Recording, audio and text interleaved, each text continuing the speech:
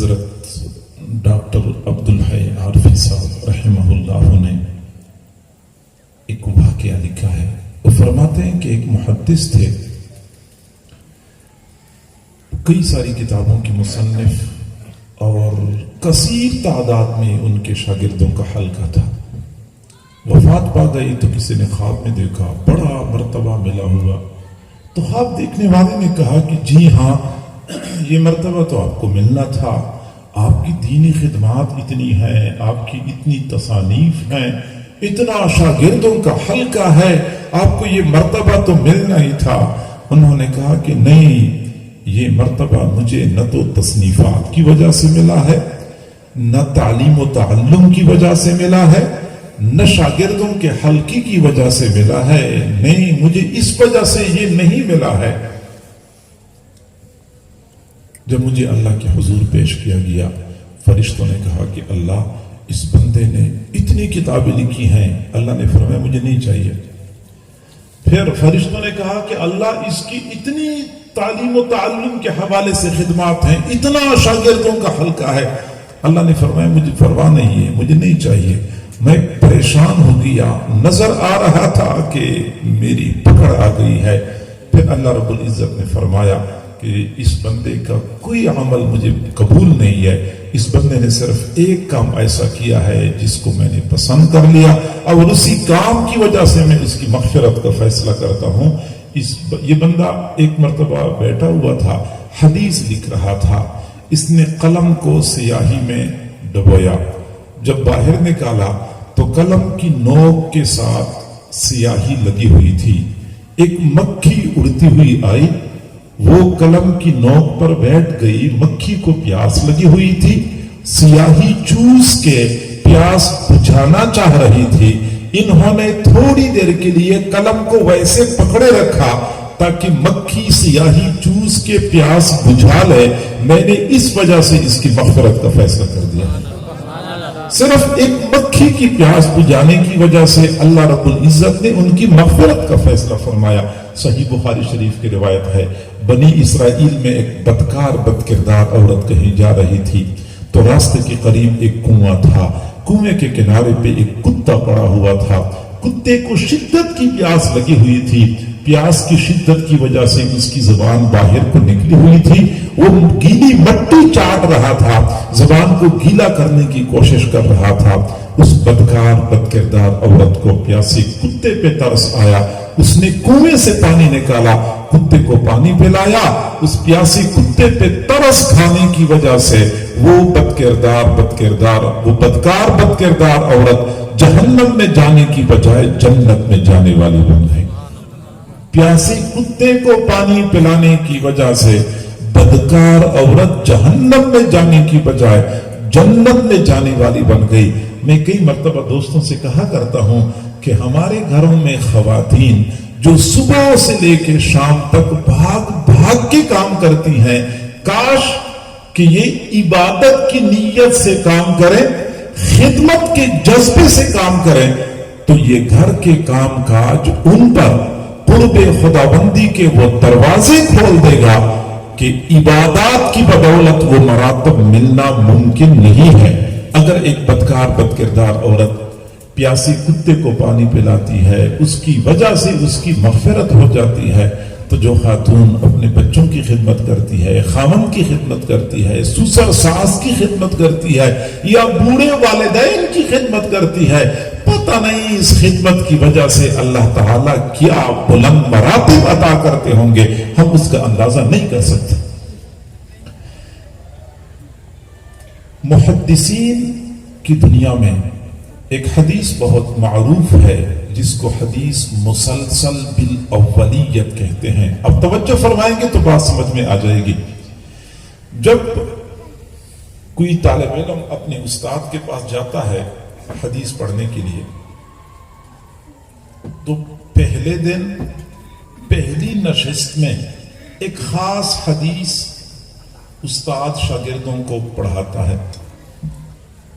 اور استاد یہ بھی کہتا ہے کہ مجھے جب اپنے استاد نے حدیثیں پڑھائی تھی تو سب سے پہلے یہ حدیث پڑھائی تھی، اور میرے استاد کو بھی اپنے استاد نے جو حدیثیں پڑھائی تھی تو سب سے پہلے یہ حدیث پڑھائی تھی، اور ان کو بھی اپنے استاد نے سب سے پہلے یہ حدیث پڑھائی تھی۔ گویا کہ 14 صدیوں سے یہ ترتیب تسلسل کے ساتھ چلی آ رہی ہے کہ ہر استاد جب شاگردوں کو پہلے دن پہلی نشست میں حدیثیں پڑھاتا ہے سب سے پہلے وہ حدیث پڑھاتا ہے۔ وہ حدیث بخاری شریف کی نہیں ہے، وہ مسلم شریف کی نہیں ہے، لیکن وہ حدیث کمال کی ہے، اس کا مضمون، اس کا معنی کمال کا ہے، اس لیے وہ حدیث سب سے پہلے پڑھائی جاتی ہے۔ یہاں تک کہ وہ صحابی بھی کہتے ہیں، جو آخر میں صحابی ہوتے ہیں، وہ بھی کہتے ہیں کہ مجھے سب سے پہلے حضور صلی اللہ علیہ وسلم نے یہ حدیث بیان فرمائی تھی۔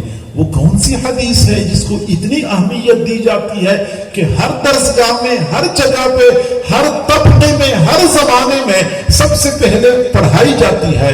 جی ہاں، وہ حدیث یہ ہے، حضور صلی اللہ علیہ وسلم نے فرمایا الراحمون یرحمہم الرحمن تبارک و تعالی، ارحموا من فی الارض یرحمکم من فی السماء، الراحمون یرحمہم الرحمن تبارک و تعالی، رحم کرنے والوں پر رحمان رحم کرتا ہے۔ ارحموا من فی الارض، زمین والوں پہ تم رحم کرو، یرحمکم من فی السماء، آسمان والا تم پہ رحم کرے گا۔ یہ وہ حدیث ہے جس کو یہ اہمیت حاصل ہے کہ یہ سب سے پہلے پڑھائی جاتی ہے۔ اس میں یہی بتایا جاتا ہے کہ زمین والوں پہ رحم کریں، زمین والوں پہ رحم کرنا بہترین عبادت ہے، اور یہی انسان کی خصلت ہوتی ہے کہ وہ صرف اپنی فکر نہیں کرتا بلکہ وہ اپنے ساتھ ساتھ دوسروں کو بھی فکر کرتا ہے۔ جانور اور انسان میں یہی فرق ہے کہ جانور ہمیشہ کے لیے خود پسند، خود غرض ہوتا ہے، صرف اپنے فائدے کو دیکھتا ہے، اپنی سہولت، اپنی راحت کو دیکھتا ہے، جبکہ انسان کی یہ خوبی ہے کہ وہ کئی مرتبہ اپنی اوپر دوسروں کو ترجیح دیتا ہے، اگر ترجیح نہ دے سکے تو کم از کم اپنے برابر کے درجے میں تو دوسروں کو رکھتا ہے تمام تر سہولیات اور راحتوں میں۔ بہت عرصہ پہلے کی بات ہے، میں نے ایک رسالے میں کہانی پڑھی، اس وقت میں چھوٹا تھا، اچھا زمانہ تھا کہ رسالوں میں اچھی کہانیاں ہوا کرتی تھی۔ تو استاد نے اپنے شاگردوں سے پوچھا کہ بچہ تم بڑے ہو کے کیا بنو گے؟ تو ایک شاگرد کھڑا ہو گیا کہ میں بڑا ہو کے مفتی بنوں گا، اگلا کھڑا ہو گیا کہ میں بڑا ہو کے قاضی بنوں گا، اگلے نے کہا میں شیخ الحدیث یا محدث بنوں گا۔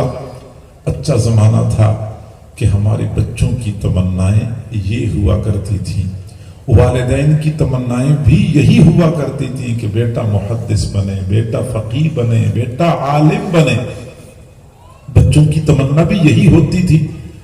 چنانچہ جب کئی طلباء نے اپنے ارادے اور عزائم ظاہر کیے تو ایک طالب علم کھڑا ہو گیا اور کہنے لگا کہ میں بیری کا درخت بنوں گا۔ جب اس نے یہ بات کر لی کہ بیری کا درخت بنوں گا تو باقی لڑکے ہنسنے لگے۔ وہ کوئی انسان بھی بیری کا درخت بن سکتا ہے؟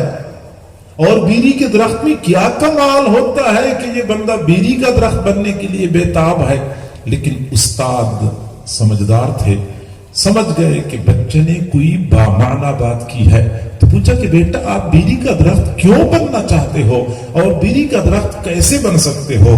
تو بچے نے کہا کہ ہمارے گاؤں میں ایک بیری کا درخت ہے جو بہت بڑا اور بہت پرانا ہے، میں سال ہر سال سے دیکھ رہا ہوں کہ جب گرمیوں کا موسم ہوتا ہے تو بستی کے لوگ اپنے گھروں سے چارپائیاں لے کر دوپہر کے وقت اس بیری کے درخت کے نیچے ڈالتے ہیں۔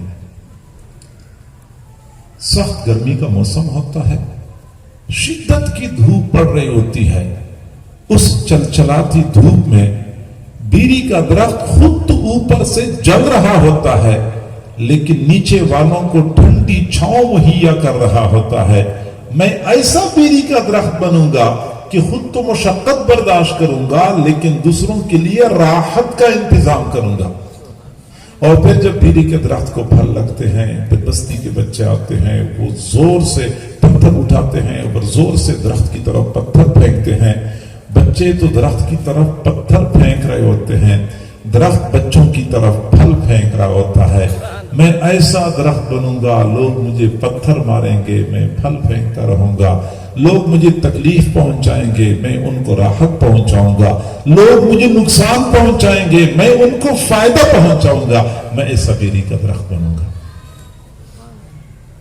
جی ہاں، یہی انسان کی خوبی ہے کہ وہ دوسروں کی راحت اور دوسروں کی سہولت کو اپنی ذات پر مقدم رکھتا ہے، اور یہی انسانیت کا حسن ہے، اور یہی لوگ ہوتے ہیں جو اللہ کو پیارے ہوتے ہیں۔